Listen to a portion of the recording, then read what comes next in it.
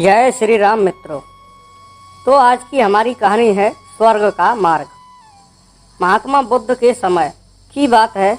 उन दिनों मृत्यु के पश्चात आत्मा को स्वर्ग में प्रवेश कराने के लिए कुछ विशेष कर्म कांड कराए जाते थे।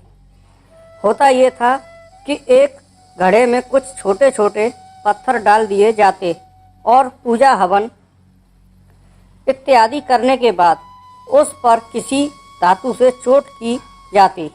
अगर घड़ा फूट जाता और पत्थर निकल जाते तो उसे इस बात का संकेत समझा जाता कि आत्मा अपने आप पाप से मुक्त हो गई है और उसे स्वर्ग में स्थान मिल गया है। चूँकि घड़ा मिट्टी का होता था, इसीलिए इस प्रक्रिया में हमेशा ही घड़ा फूट जाता और आत्मा स्वर्ग को प्राप्त हो जाती।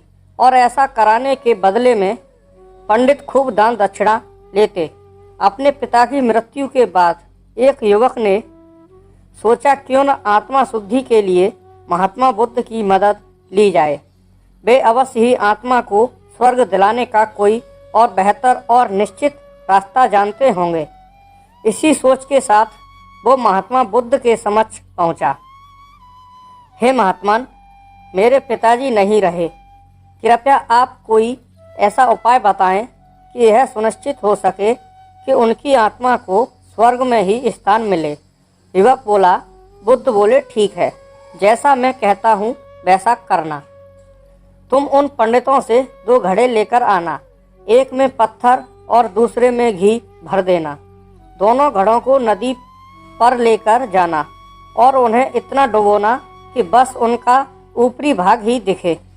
उसके बाद पंडितों ने जो मंत्र तुम्हें सिखाए हैं उन्हें जोर जोर से बोलना और अंत में धातु से बनी हथौड़ी से उन पर नीचे से चोट करना।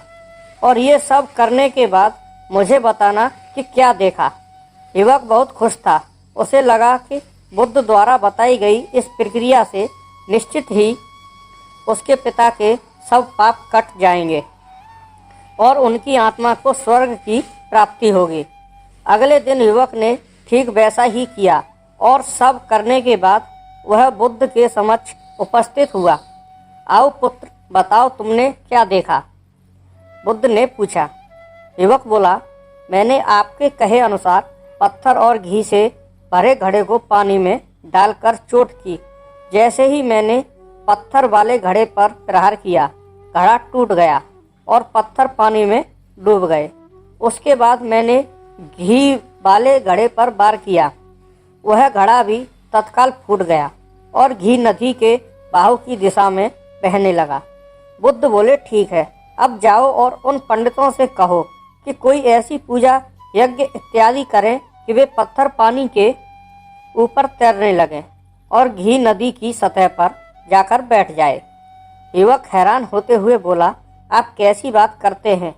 पंडित चाहे कितनी भी पूजा कर ले, पत्थर कभी पानी पर नहीं तैर सकता और घी कभी नदी की सतह पर जाकर नहीं बैठ सकता। बुद्ध बोले, बिल्कुल सही और ठीक ऐसा ही तुम्हारे पिताजी के साथ है। उन्होंने अपने जीवन में जो भी अच्छे कर्म किए हैं वो उन्हें स्वर्ग की तरफ उठाएंगे और जो भी बुरे कर्म किए हैं वे उन्हें नरक की ओर खींचेंगे।